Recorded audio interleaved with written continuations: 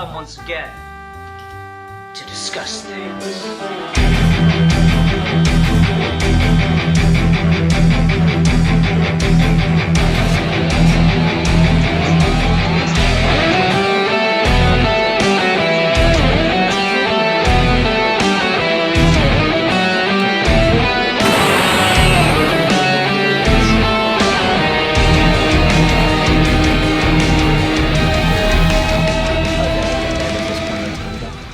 Hi everyone, welcome to another episode of Geeky Gentleman History Month, the month in which we discuss the contributions that geeky gentlemen have made to history but that have been ignored by biased educational system, except not at all. I am Sid Part 2. Joining me today is Steve Baxby.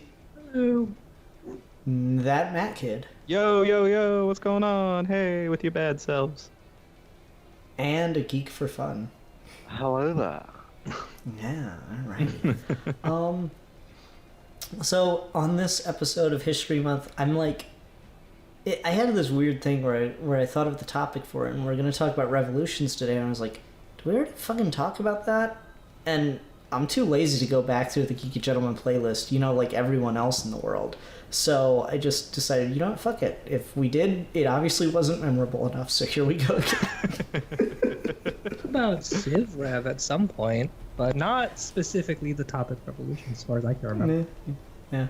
I don't know, this is just something that's in my head, because last time we were talking about, Uber, and we were talking about the election before that, and it was like, it's just... The 2020 election really kind of started off with kind of this idea of revolutionary politics versus a return to normal, and I guess a return to normal won out. And so it just kind of got me into the notion of revolutions, how revolutions are built, what happens in them, whether or not they're actually useful tools of political upheaval, or if they... I believe it's you, Steve, who had the quote of a revolution is called a revolution because by the end you're exactly where you started. And so I just tend to think on that one, and I'm like, yeah, maybe, new, it's the same house but a new coat of paint kind of thing. So I don't know, it's just something that's kind of been on my head. I remember this old bit from when The Onion had like a YouTube channel, and it was like that America pretended to have a revolution in order to cancel all its debts. So it was like it acted like there was a violent military coup, and that the new nation didn't want to pay any of the old nation's debts. And I'm like, would that work? So just things I've been thinking about as we lead up to this topic. Who else had thoughts on revolutions? I feel like, and then this will take us to the extreme end of it before we get to the lower end of it, because starting big is always better. The extreme end of revolutions, which are the insurgent groups, the overthrowing of the state, the collapse of an existing political order over into a new one. That made a lot of sense in the 1700s. I will completely grant that. Anyone today who advocates for violent overthrow of the state is a fucking moron. Because it doesn't make any sense, and if you think that that's going to be your glorious plan to overthrow the United States is to be killed by a bunch of drone strikes, then have at it. You're kind of just a masochist at that point. I remember when Dan Olson said pretty much those same things on Twitter, and a bunch of people were calling him out on it, saying that, like, well, of course you can say that, you are a fucking white dude and you have like a level of privilege even in a society as fucked up as the one we currently live in. But it's like, even, and I can't speak for any of those groups, because obviously I have that same kind of white privilege, but like, even if you are in that situation, yearning for violent revolution as like the first thing you want to go to, all that's going to happen is there's going to be so much death, and none of it is going to end the way you want it to. Because it's you're exactly right. I mean, we live in a time where violent revolution, at least in the Americas, I don't even see how it would even be physically possible, even assuming we reached a point where the vast majority of the people in the country wanted it to happen. Well, and like, I mean, there are layers to just how dumb of a plan this is. So, like, first of all, you will never in a million years be able to out arms the United States military. It's just not going to happen. You are never going to be so technologically and self-sufficient that you could outrun a fucking drone strike. Even if, let's grant you that you can take on the United States military, how many people are you possibly going to get on board to overthrow the United States military? How many people on board are you going to get into positions of power after the government? How many people are going to listen to you after you've created a new insurgent government? How many of you know how to lead an actual country when you destroyed the entire infrastructure to get here? And then at the end of all of this, if you really think your best call in a political movement is to inspire a bunch of people to just be violent and distasteful and murder happy, then I really don't know what you can expect on the other end of it, except maybe Stalinism. I don't know. The other thought that I have is like, God, look at the amount of violent crackdown that happens when it's like peaceful protests, much less armed insurgencies. You know, like goddamn. Even just like angry riots over injustices are slapped down 10 times harder than they ever could possibly be. And so the idea of like a violent revolution in this day and age does seem just like completely is perversely romanticized a good term for it? Yeah, I think that fits. Yeah, I mean, especially looking at how revolutionary actions are treated in fiction, in something as fantastical as Star Wars, or even something as kind of romanticized as like Hamilton. Mm-hmm. Like, I don't know, there's this glorious revolution, kind of thing, and you got like the fucking Che Guevara shirts and shit, and I'm just like, there's a beauty to it. You fucking get your like V for Vendettas and shit like that, and it's glorious, but then it does seem to just be romanticizing the ideas like this. Oh, it'd be so sexy and cool, but it ignores the brutality of war kind of thing. So yeah, I don't like the idea of armed revolutions in the modern age. I wasn't necessarily just talking about revolutions today, or anything like that. It's just revolutions historically, how they work, what they give you, and it is, I don't know, it's an interesting concept because very rarely are they really worthwhile. Unfortunately, it seems that like the idea of the slow march of progress within a nation seems to never be fast enough for really anybody, and it is just remarkably sad how garbage it is, and yet the quick answer also seems to be just as distasteful in the long run. Where it seems to just kind of put the shoe on the other foot as opposed to actually helping a society grow. Mm-hmm. Something that I find... Oh, go ahead. Sorry, go ahead. I'll jump in then and you can correct me with a highly intellectual point, I'm sure.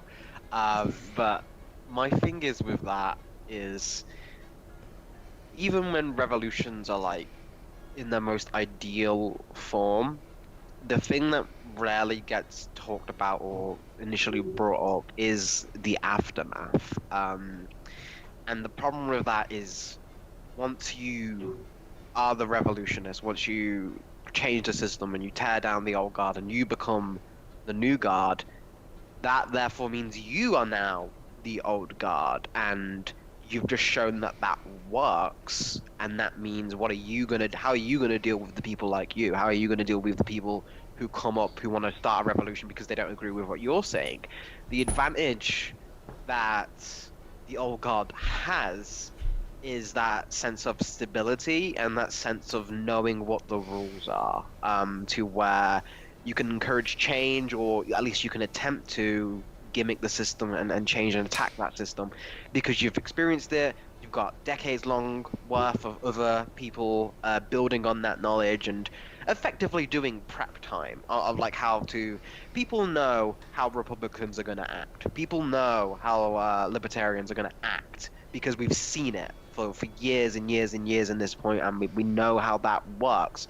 The moment that is changed, however unlike that will be, even just in a historical context, rarely is there ever the same person who did the revolution staying on to rule uncontested for a glorious and peaceful life. There is the revolution is not the end to corruption and chaos. It is the beginning of a period of corruption and chaos until resources get low enough and the public just gets so sick and tired of the death that eventually there is a institution and people just sit down and work things out as they were going to do in the first place. Is how people work is there is never a way where you can just swap out a system and copy and paste a new one in. There will be if you commit to a revolution, you are committing to effectively decades of upheaval and war, and you need to be able to make that decision.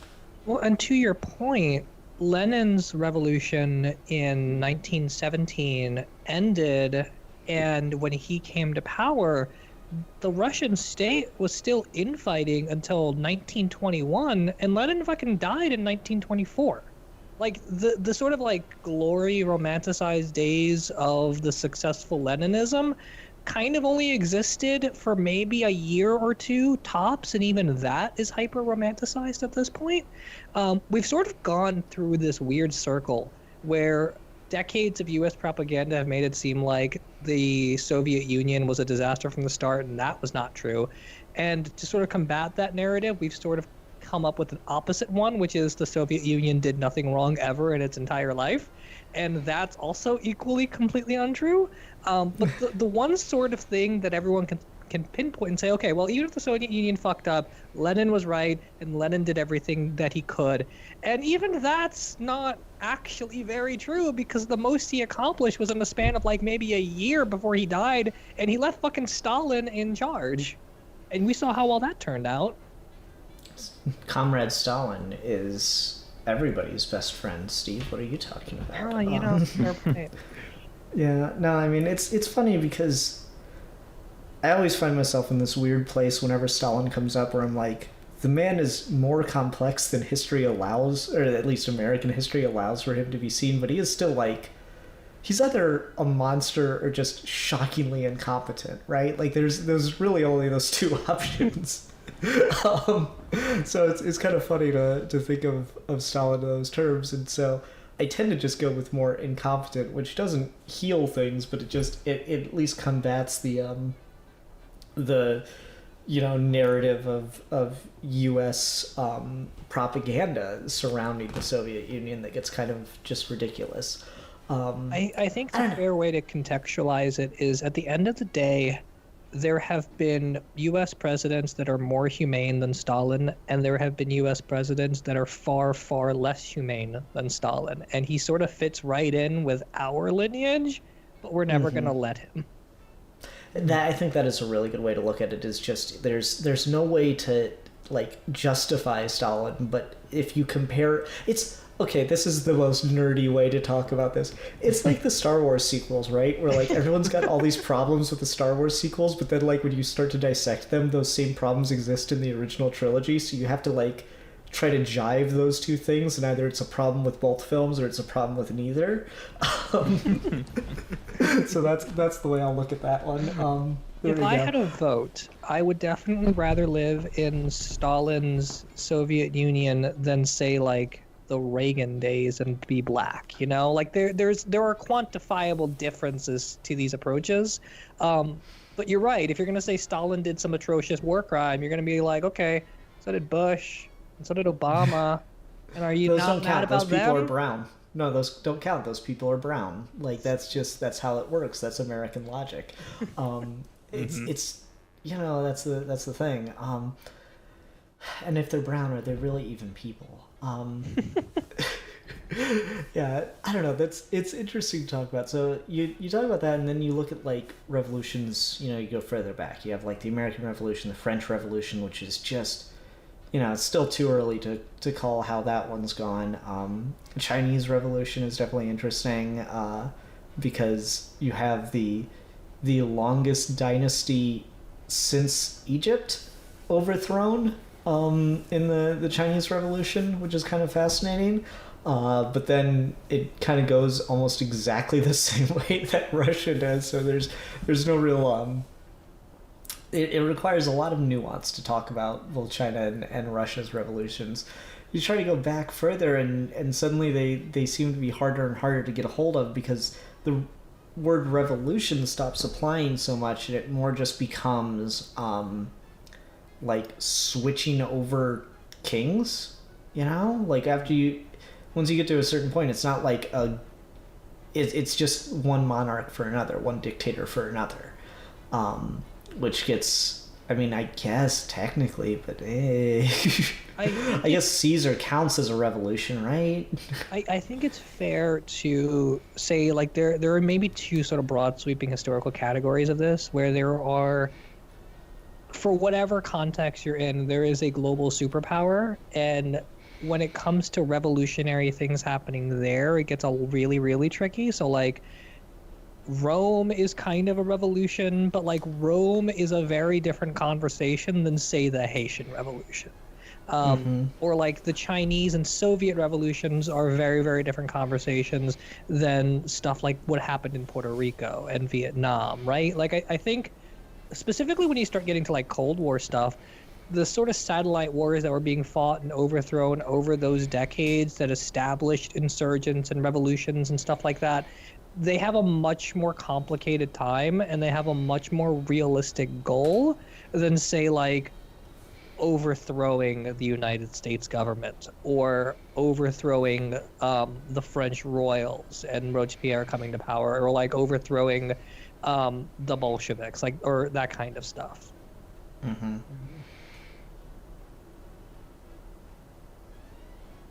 Matt, you've been quiet. No, I love it. It's great. I was actually thinking about what you said about how we tend not to hold our own leaders to task for the same crimes that have been perpetrated by leaders in other countries.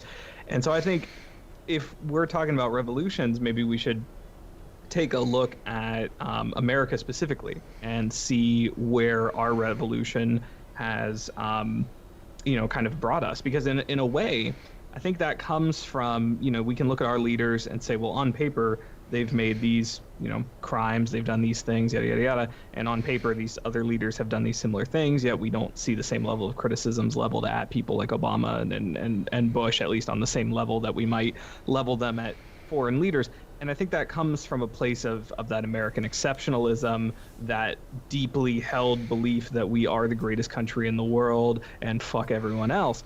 And how much of that attitude is a direct result of the way that our country as we know it came to exist? How much of our current culture is shaped by the revolution that birthed the United States as an independent power?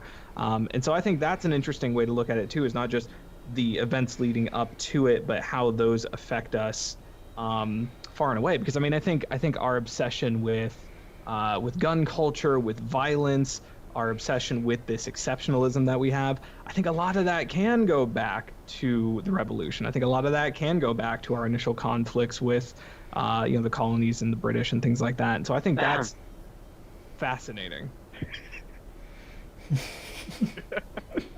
Yeah. Fuck you, British person. Yeah. And we ain't done. And we ain't done either. We're gonna go over there. We're gonna go across the...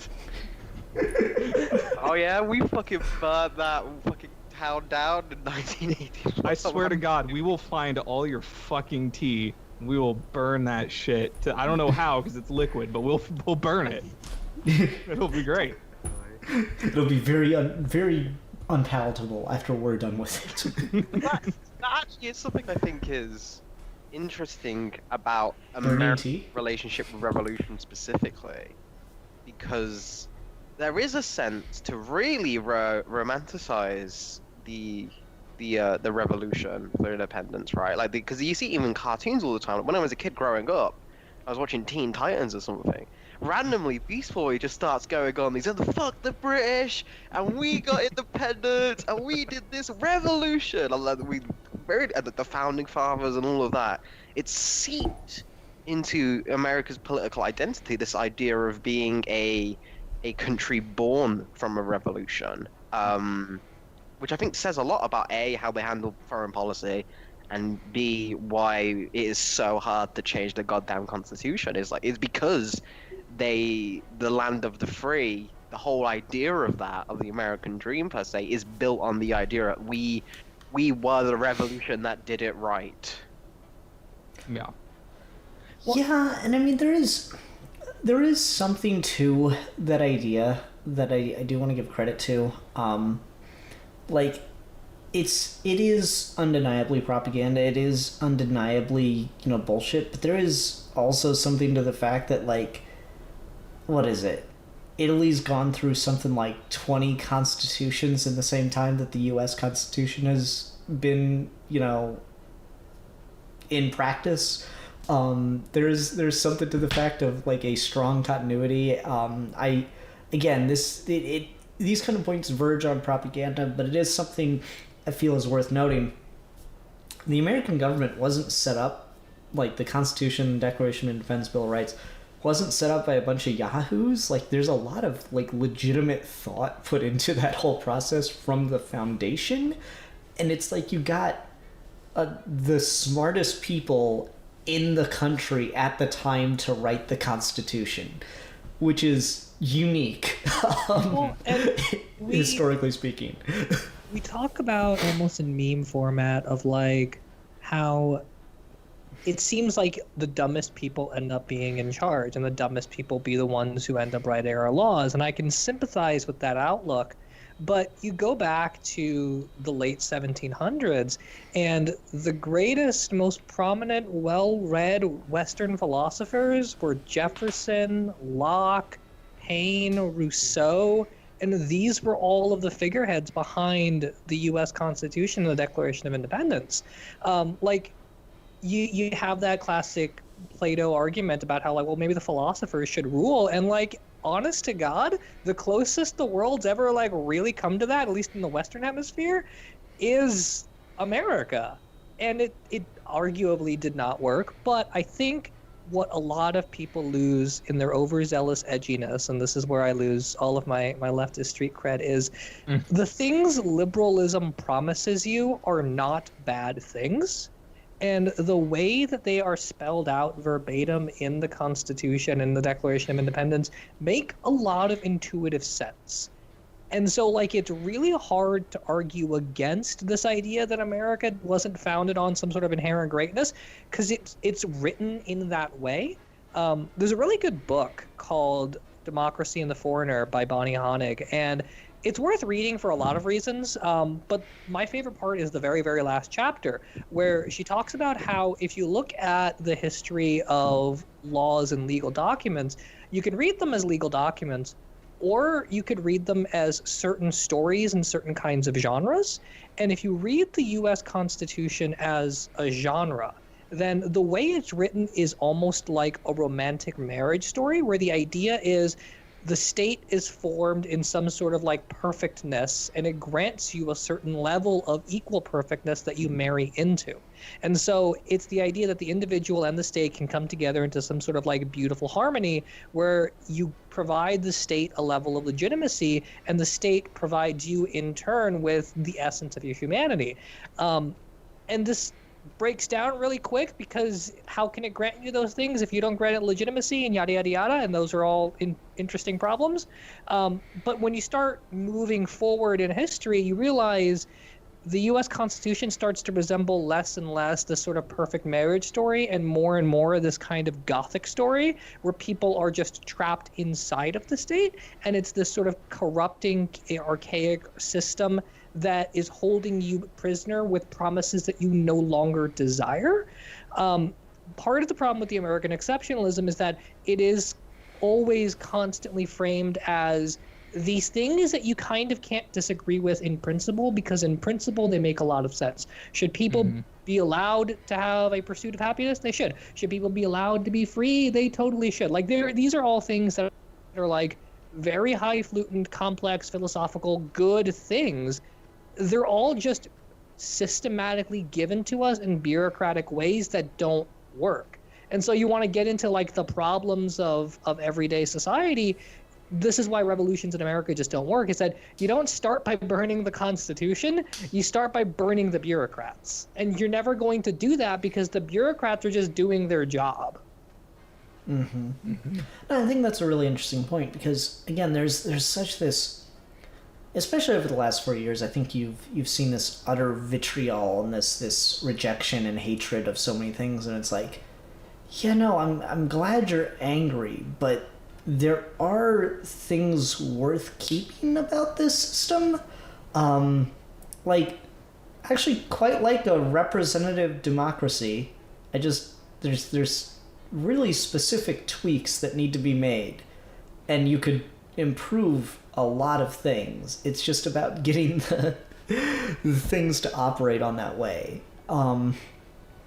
I don't know, it's really interesting to think about in that context. So you have like the American Revolution, which is kind of seen as this signal fire, and it's not that it's the one revolution that worked, but it did work better than most, I think is fair to say, because the French Revolution, that one's like, that is all the passion, right? That's all the passion, very little of the forethought.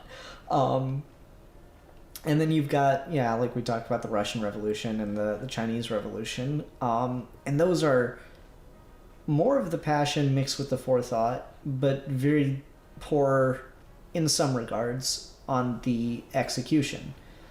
Ooh, that's kind of a dark-ass pun.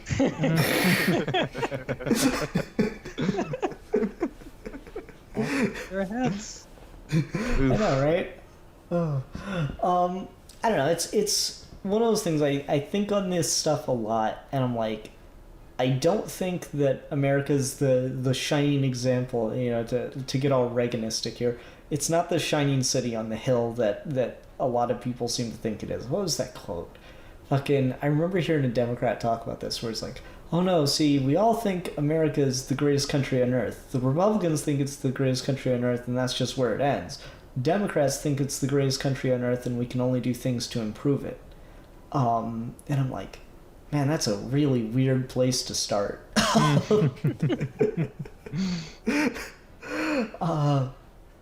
And it seems that no one wants to just look at it as a country. Like, if you just... You see those things like float around sometimes with like scientific examples or things where like they talk about a thing. Like, all right, I remember finding like this history quiz online. It's like, okay, you can choose to save one of these two people. One is an alcoholic who's overweight and beats his wife. The other is a war hero who is a huge fan of the arts. Who do you save? And, like, logically, you're like, okay, I guess the war hero who's a fan of the arts. Like, congratulations, you saved Hitler and killed Churchill. It's like, it's just depending on how you frame things. And I think maybe that's the way that people need to, like, think of American policies and American history, and particularly the American Revolution, is frame it as if you're not the one living in that country, and what would you think of it in that regard? What, Alfie, I'm curious on this. What are you guys taught about the American Revolution? Like is it like secretly like one day they've rebelled, but one day we're gonna take it back? Well, that's what I'm like that on a global scale, so don't worry about that. In terms of the rest of the country, though, there's more of a thing in England, specifically, because Scotland's kind of a different story. But with the English, there is such a tendency to just not talk about history, because so you're the bad much guy of in it, all of it. there is no the England rebelled. there is no English Revolution.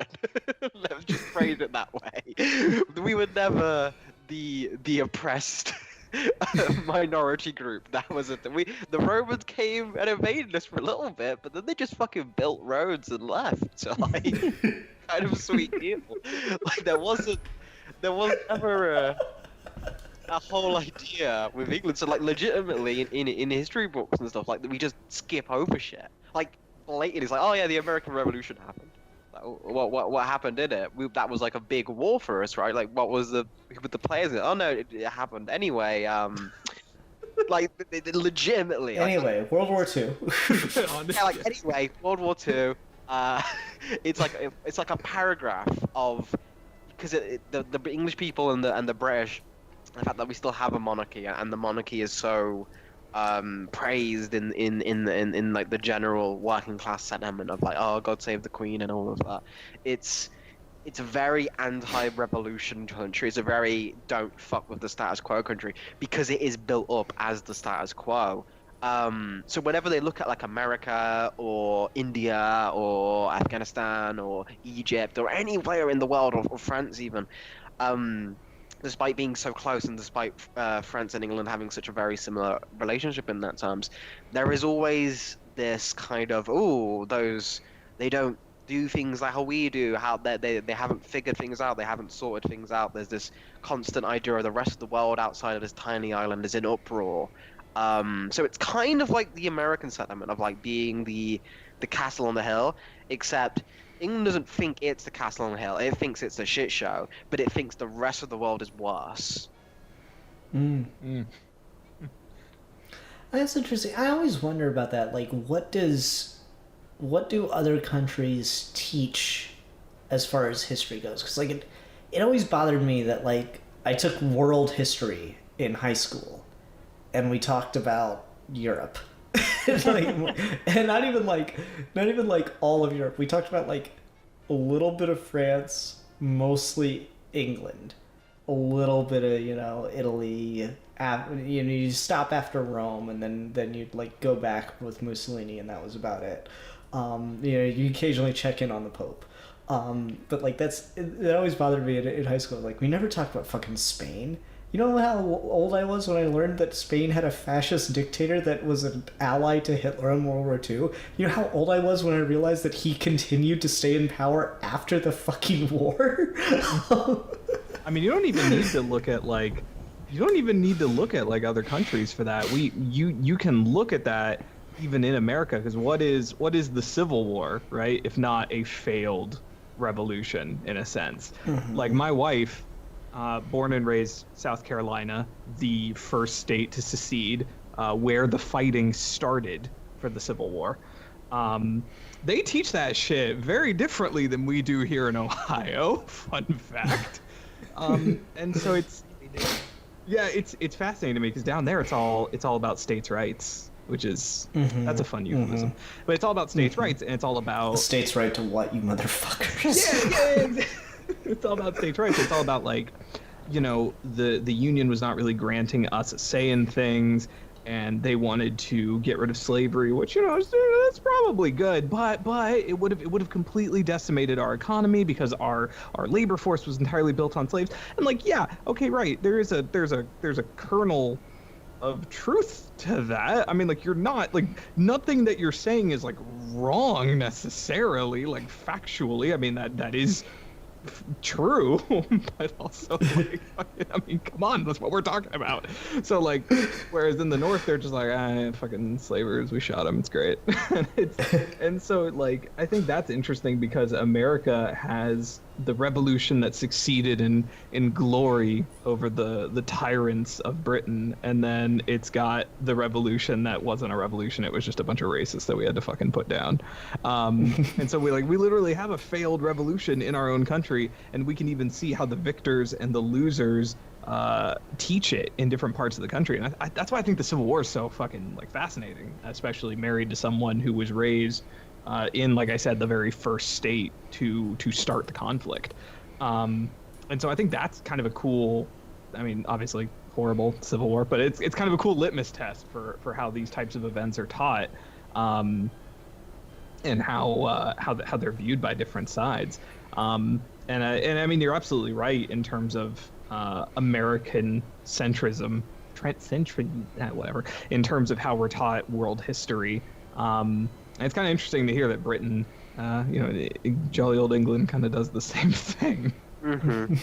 I think it's just a I remember general. like having a friend from Puerto Rico and asking her like, "So what did you guys learn about in school?" And she's like, "Yeah, Civil War, World War II, that stuff." I'm like, "You really didn't learn about like your history in particular?" Nah. I'm just like, that's so fucked up.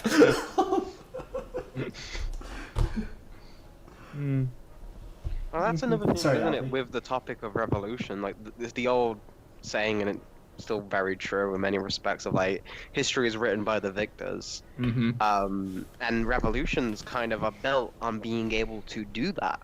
Is the revolution is about changing, not so much in like a moral stance or like a universal moral stance of like what you think is right, but in a lot of ways, yeah, because once you're in power, you do kind of get to decide what is seen as the moral imperative for the masses, for especially if you are doing this thing of like when you're systematically making sure that you know what history is being taught in your schools, you know what information is being allowed to get out. You get to pick who the enemies are, and you get to pick what was done right before and then what should be laughed at, and all of that stuff. When you get to decide those terms, you do get to not only form history, but people's moral boundaries. Like in again, it's awful to say, but like Hitler's rise to power was a revolution in Germany. He completely changed. He stoked fears of what people had already, and once he got in power, he'd just be able to make that into law and policy. And it became what we saw then. So it's kind of the danger with revolutions is not only are you enabling the power of just inherently of people get to decide what is right and what is wrong and what is considered this in the history books and what is being taught, but the people making those decisions sometimes, like we've said earlier with like the American Revolution, sometimes you do get the idea of like the philosophers or the smart people, but generally the people winning revolutions aren't the lawmakers, they're the soldiers and the generals. And I think the biggest example you see with that is what happened with Stalin. Stalin was a much better leader soldier than he was. Yeah. Much better soldier than he was a leader. Yeah, 100% agree. Stalin was like the fucking dude in the like. Stalin was fucking Anakin Skywalker, man. I swear to God, Stalin was the fucking guy in the like. Comrade Stalin, we need money to buy more arms. We rob bank, and then he just fucking did it. He was so good at it. And then it's like, okay, cool. Now we'll lead a peaceful thing, and the new communist way will light the future. Good. Yes, Comrade Lenin. Also, you are dead now. Now, we rob bank in rest of world. Shit, now we are bank. We rob self. Yes, is the answer as well, which is hilarious. I know, it's great. Like Stalin was, yeah, like legit. My first YouTube video ever was for a school project. All the way back in my junior or sophomore year of high school, I took a class and it was called This Day in History. It was basically like preparing you for a game show, the class, because it was just a bunch of random factoids and shit. And we our final assignment was we had to make a YouTube tribute video, because the main way that he taught the class was just finding clips on YouTube associated with whatever the factoid was. Like, oh, this singer was born today. Let's listen to one of their songs. And so we had to make, but you'd always like come across those old fucking tribute videos with like the pictures and the like heart transitions and shit. And so our final assignment was to make a YouTube tribute video. And I fucking made one about Stalin, and I just used like fucking Duel of the Fates, and I put fucking Vader and like Anakin Skywalker clips on him and stuff. I just like really shittily imposed Stalin's head over on top of Anakin Skywalker in the prequels. And it's like, that's so fucking it, though. Stalin was like the fucking dude in the revolution. And then he became into power, and he was fucking terrible. Amazing.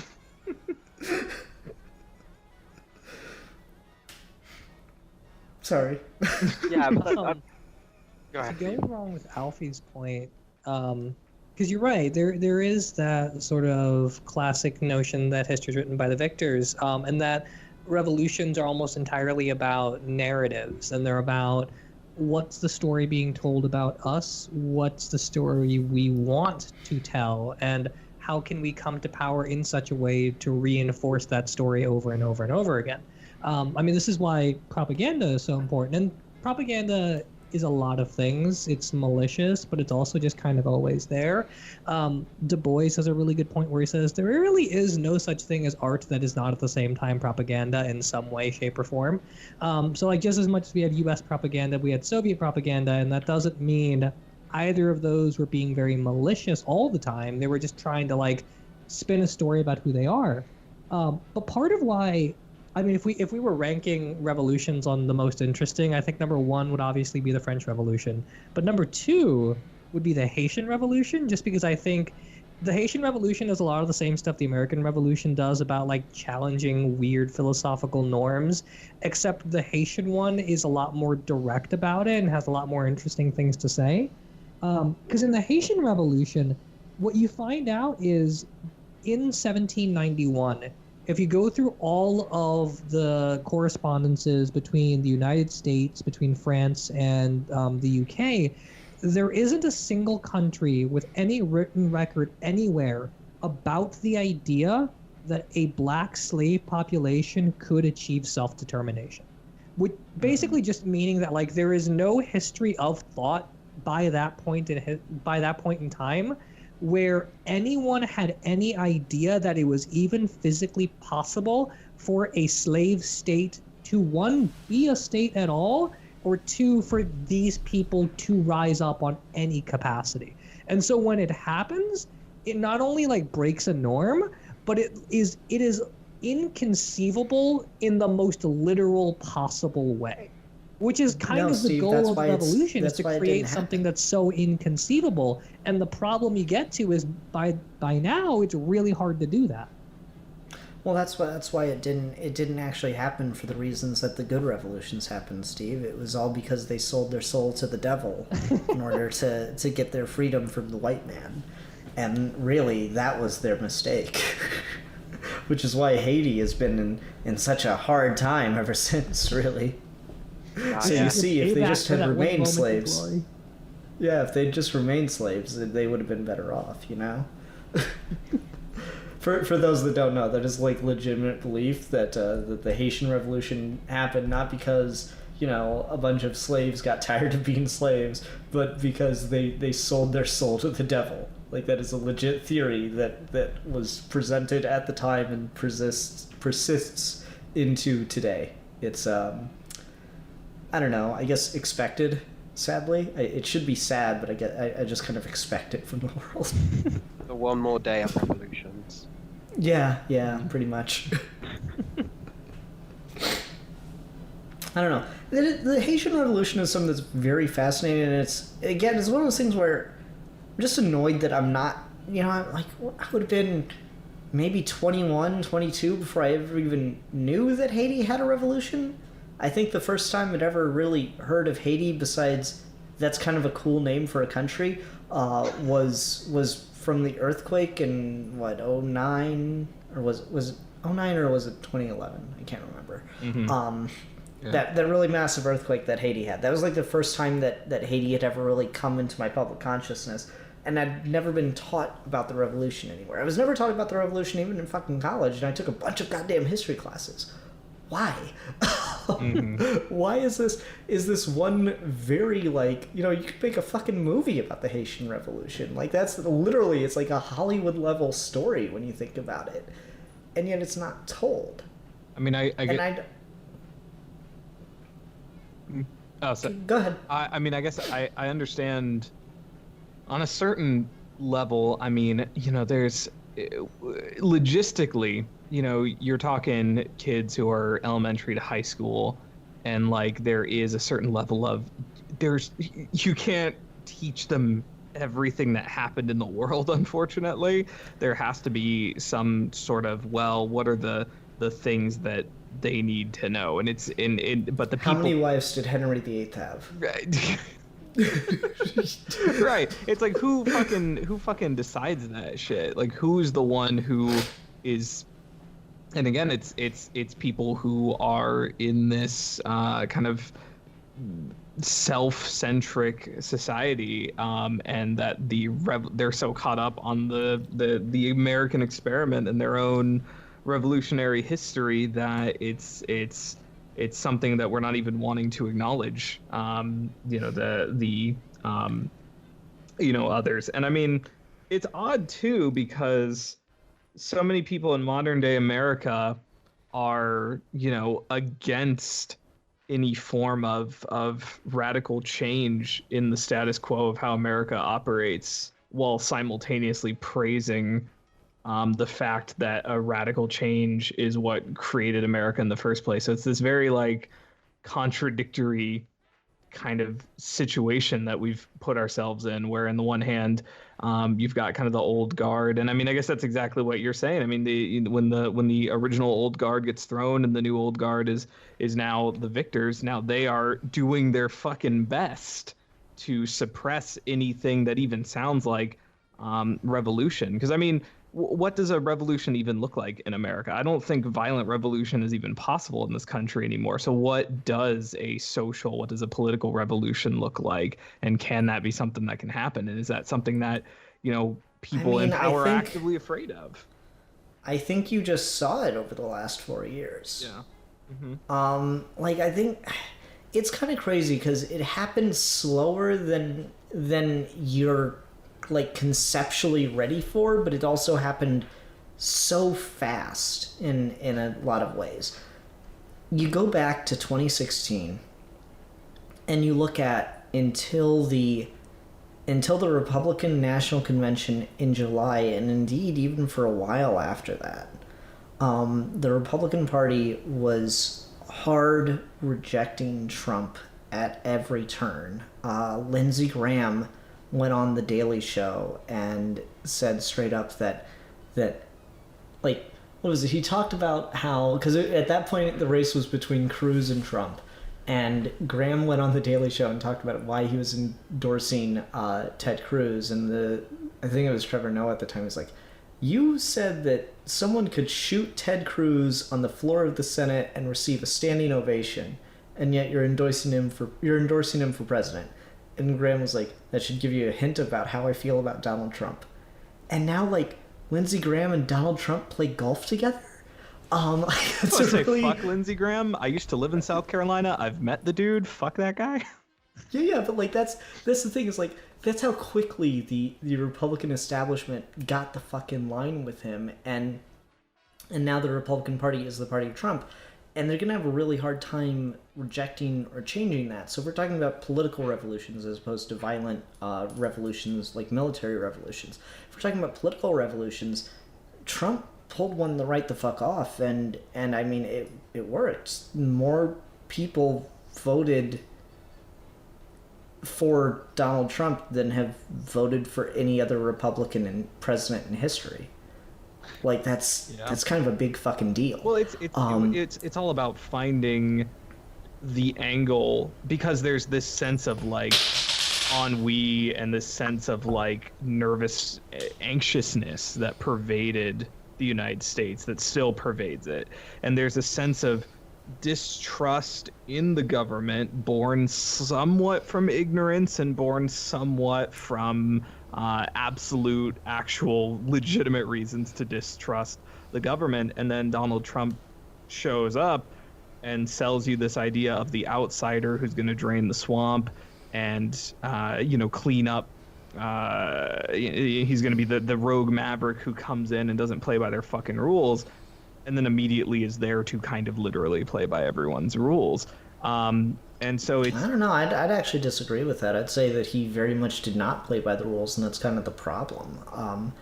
like there's so many of the norms broken by Trump that it's staggering to think of. It's going to be like kind of crazy to have Biden in office and just have some of the not like exceptionalism of Trump back. Yeah. I don't know, like you've seen an entire political party completely abandon more or less its previously held notions in order to get in line with Trump. And again, it's lucky he's as incompetent as he is, because otherwise, if he could have done all the same stuff with the same level of competence and control as someone like Hitler, then I think you would have seen a very different kind of government form. I don't like if it took a fucking pandemic and the greatest race riots since the 60s to get Trump out of office. What if you didn't have those two things? Like, I don't know. I'm pretty sure he would have gotten another 4 years. It was barely out of office after those two massive incompetently handled things. Yeah. I don't know. It's an interesting thing about, because I think you have seen a political revolution play out. It's just not one of the ones that you would have liked to see. Well, we don't talk about politics in this country the same way we used to. I mean, you're absolutely right about that, for sure. Mm-hmm. Like, things are just... I think the lines have been drawn in a pretty stark way, to the point where now you have people who will not accept an election result, which I never imagined I'd see that in America. I never thought I would see some shit like that in America, that there would be people who are legitimately arguing that no, this election didn't count. I cannot believe that. Like, even though Gore and Clinton both lost the popular vote, even all the fucking Democrats were like, man, this electoral college is such bullshit, but I guess they're president now. What the fuck ever. But not only did Joe Biden win the popular vote and the electoral college, but it's still bullshit to people, and I'm just like, I can't. It's a separate reality, man. Yeah. I don't know. You're absolutely it's crazy right. to think about. Because this is the country that like champions democracy, theoretically champions democracy, even though voter turnout is not always what you hope it's going to be. And I mean, there's lots of reasons for that, of course. But it's the fucking country that's like, we are America, we are democracy. And then as soon as the democracy ends up in a result that is not palatable to the people radicalized by Trump's, pseudo political revolution, then fuck that democracy. It's corrupt and it needs to go.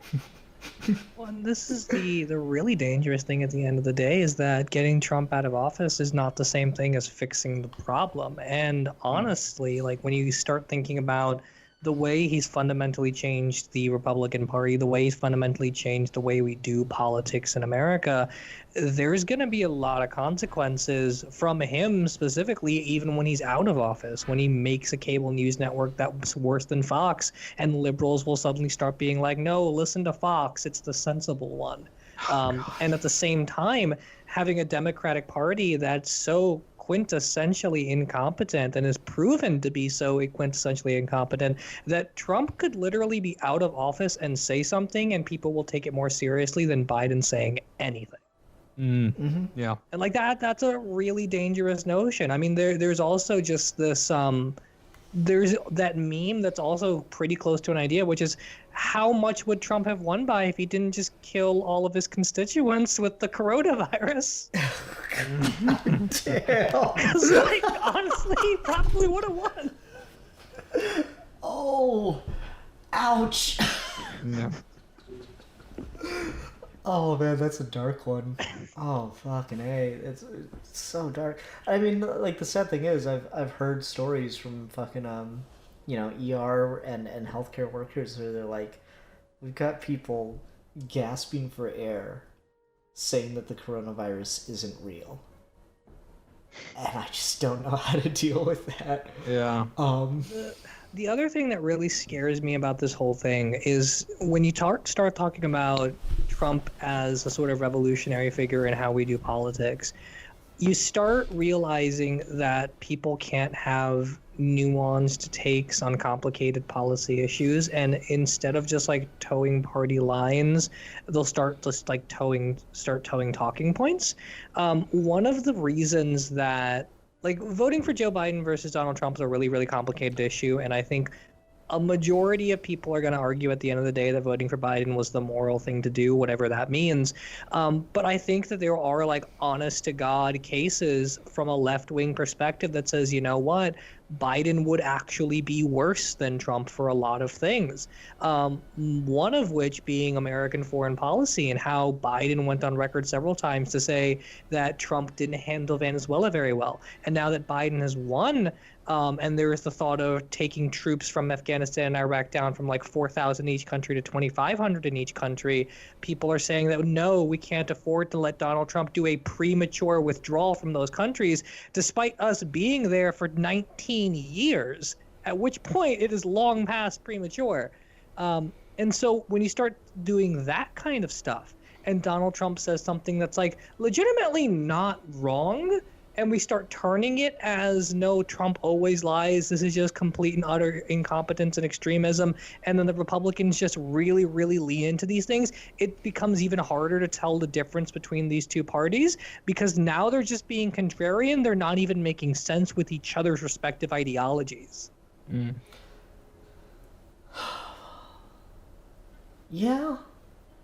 It's hard to think of that one, because like when Trump first got in office and he was doing all the like, selling arms to the Saudis and everything, and people were suddenly mad about that, and like the point was, Obama's been doing it for years, why do you have a problem with it? And there you go, like without irony, they go, well, it's fine when Obama did it, I just don't like that Trump's doing it. And I'm like, no, you're like this far away from being smart. Like you got like one eye open. You just got to open the other eye.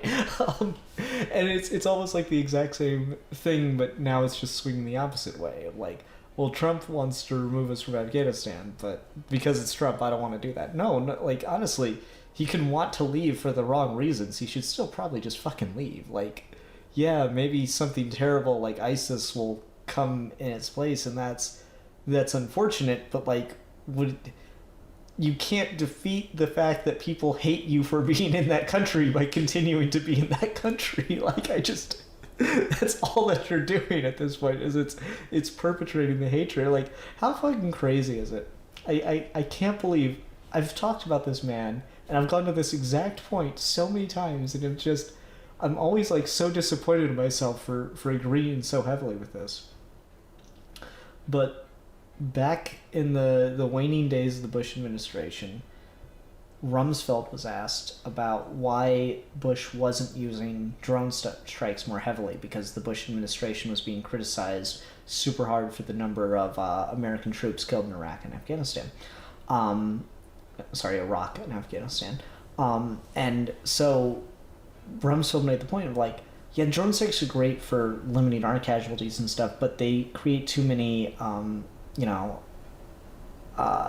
unintended casualties on the civilian casualties. And so the problem with when you do that is, yeah, you might have a chance of getting your target, but then you also guarantee you're creating enemies 5-10 years down the line. And that's literally, Obama spent 8 years doing that. And so, like, the idea of just remaining forever. And it's kind of funny because ISIS staged a revolution by doing the exact thing that Romney was saying that they would do, which when Romney and Obama were running against each other, it's like, oh, they're just going to wait until we leave, and then the second we're out the door, they're going to run in and just take over all over again. And sure enough, once Obama had removed most of the troops from Iraq, and then fucking boom, ISIS revolution. And it was pretty fucking terrible. There was like legit slave trading in ISIS territory. It was god awful but like most of the fighting force of ISIS was created by people who'd been radicalized during the American occupation under Bush and the first term of Obama. And it's just, you create this problem for yourself. And so the idea of Trump wanting to leave, to just wash his hands of the whole thing, yeah, it's probably cruel. It's probably not the right thing to do from a moral standpoint, but it's certainly better than continuing to stay indefinitely. And I mean, Trump made this point against Hillary when they were running against each other, which is they use videos of Hillary Clinton to recruit people because they know just her talking is enough to radicalize someone against the United States, which of course it is. It makes perfect sense. So I don't know, it's complicated. And I think that's the thing is that's missed. I think you're right about that, Steve, is nuance is missed in these conversations because it's just sports teams. It's just radicalization to one side of the aisle or the other, and it's fucking frustrating. Well, and that's the thing is that like you sort of have to make compromising, unnuanced declarations in order to like facilitate the even remote chance that you can do nuanced conversation later.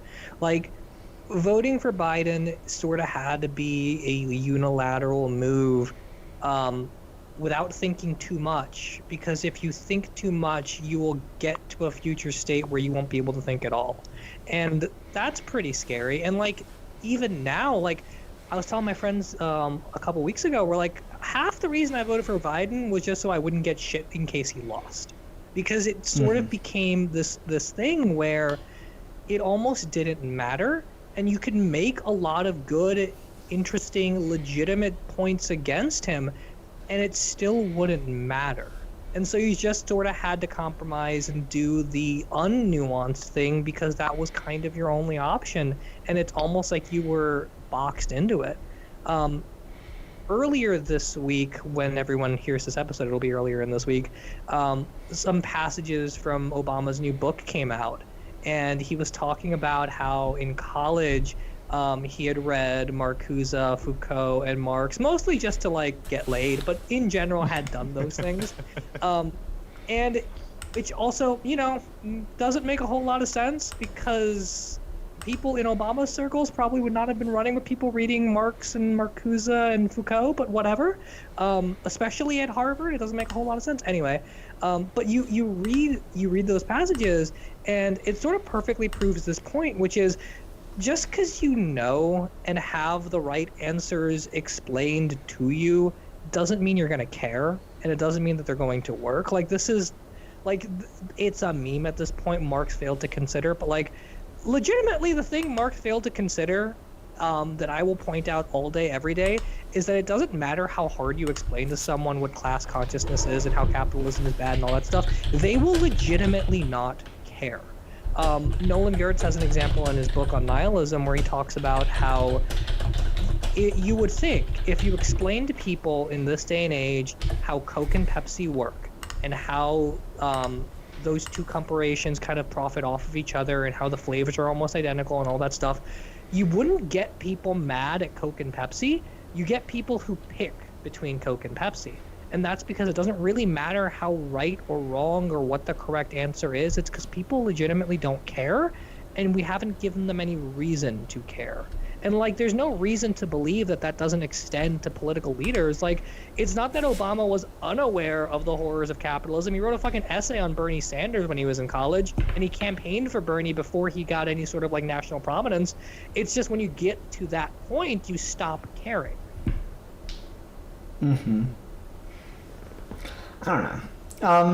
Do we want to talk about Bernie and his idea of a political revolution that kind of fizzled out, or do you think we've kind of covered it enough in just the idea that, like, it did fizzle out and that Americans seem to want more of a return to normal as opposed to any kind of lasting change? Given that I campaigned for Bernie really hardcore, I have just two very brief points on that. The first is what Bernie counted on, and that was proven wrong, and sort of goes into my previous point, is that the youth did not turn out for Bernie. He tried really, really hard and lobbied really, really hard on this premise that young people will change this country and young people agree with him, and that is going to be the thing that changes. And he was completely right that it was younger people that advocated for him, but they did not turn out in the numbers that mattered in the primaries to let him win.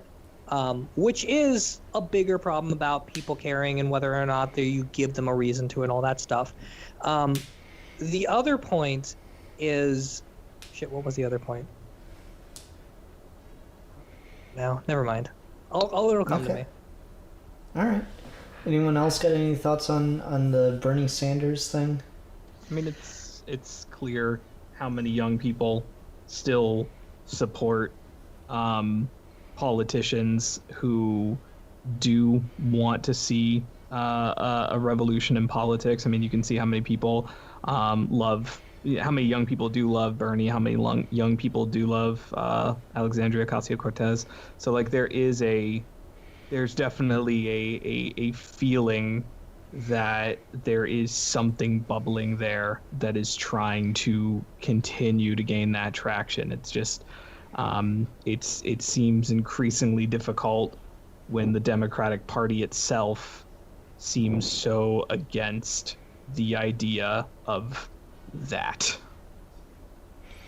Yeah, I mean, it is interesting because it's not that enough young people didn't turn out entirely. It is also to do with the fact that, like, Obama made a phone call and the Democratic Party worked together to shut down Bernie Sanders' campaign. No, totally. The Democratic Party basically held the entire world hostage, or the entire U.S. hostage with coronavirus to make sure that Bernie didn't get any sort of traction whatsoever, and basically coalesced everyone who was ahead of Biden in the polls to let Biden win just so he can preserve his fucking legacy. But at the same time, it was also that there wasn't enough sort of like clear, determined momentum behind Bernie to give him the sort of lead that he needed. Like, you look at just the polling for like people's favorability ratings, and Bernie was like 40 points higher than everyone. But you start going through the primary results, and he doesn't win by those margins, not even close to those margins. Even in the states that he won against Hillary in 2016, he was not winning by the margins he won in 2016. Yeah, and part of that is like more candidates at the time, but I think also part of it was there were a lot of people who were between between Bernie and Trump in 2016 for how they were going to vote. And that's still, like, at that point it's not even about like politics or understanding the issues. It's just about who sounds like they're gonna mess shit up more. Right. Like, it just sounds like you're just fishing for the promises and stuff. I don't know. It's really interesting to me that like things had just gone a little bit differently in 2016. We probably would have had 8 years of Bernie Sanders, I guess. That's... Yeah. I don't know. I don't know what to think of it. I don't know what to think of any of it, man. It's a scary fucking world. Revolutions are a fascinating topic that, again, I keep doing this year. I pick like a topic that should be like a limited thing, and we should be talking about like fucking, I don't know, the brilliance of American generals in the Revolutionary War to, like, you know, not to actively shoot the commander of the other army because it didn't matter that it wasn't the gentlemanly thing to do. But I guess instead we end up talking about the fucking path of American democracy and the pitfalls of revolutions across the world. It's a big topic. We need a review topic? Question mark? Whose turn is it? Is it my turn? Yeah, I was confused by that. Well, neither of you were there last week, so fucking... Oh, shit. Get wrecked. Yeah, it's either you or... Well, okay, hold on. We flip a coin. So this episode's going to go up on the 22nd, and then Thursday is Thanksgiving, the 26th, and then we've got one more day for History Month, the 29th. Do we think we could get 2 episodes recorded next week before Thanksgiving? I'm doing Would that be nothing. doable? So Yeah, I mean, we can probably figure it out. Okay. Then let's pick. Let's go with, I guess, Matt. For a topic that will be posted on Thanksgiving, or a review topic that would be posted on Thanksgiving Day. What do you got for us? But does it have to be? Does not have to be Thanksgiving related. It's just general history. But if you want to like specialize it any further beyond that, it will be going up on Thanksgiving Day. If that alters your decision. I have two options, and I'm debating on which one I want to go with, depending on reaction and if you guys have talked about it. Have you guys ever talked about the film 300? Yes. Yep. Awesome. We did Geeky Gentleman number 300 on 300. Awesome. So I'm gonna do something. I hope it meets your criteria for history. I would really like to review an album. Okay. I would like to review Green Day's American Idiot. Unfortunately, we've already done that. You're one. kidding! Oh man, Yeah. that would have been fun to talk about again. I mean, I don't mind going back to a topic, but if like, Matt, I mean, we could do it. Matt, may I make a compromise suggestion? Since Oh. you were thinking Green Day, American Idiot, and you and I have pretty similar taste in music.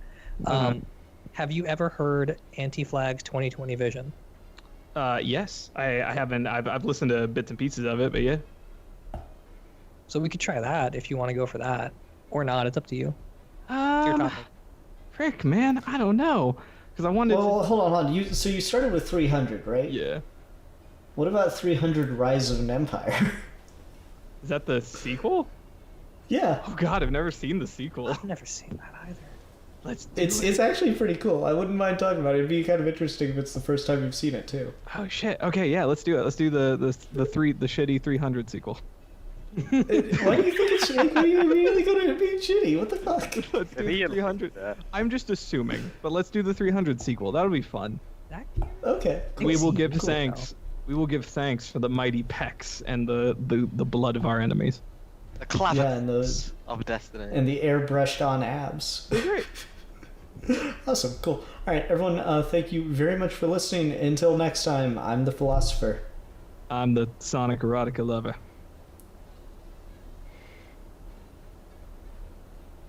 Damn it, Steve! I thought you were going to be going in like the order you were introduced in at the start. I didn't know that was the thing. I lost track. Fucking hell, man! I am the disappointed of the oppressed. I don't even have like a sign off. I should always go last because I'm Steve. Steve, you need a new fucking sign off. What's a good sign off for Steve? I don't know. I've gone through like 6 of them. I know. Like you need. This is your problem. And I Talk to your summon therapist a about blue-eyed white dragon. this. Yes, I should do that.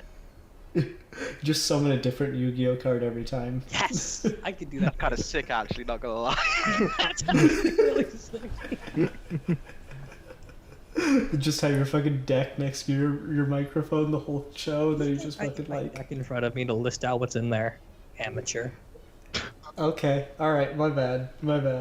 I touched a nerve, clearly. Talking about fucking Haitian Revolution and you know, fucking leftist politics. God knows that was like easy street, but fucking how dare I assume you're gonna need your The deck in front of duelist you. revolution.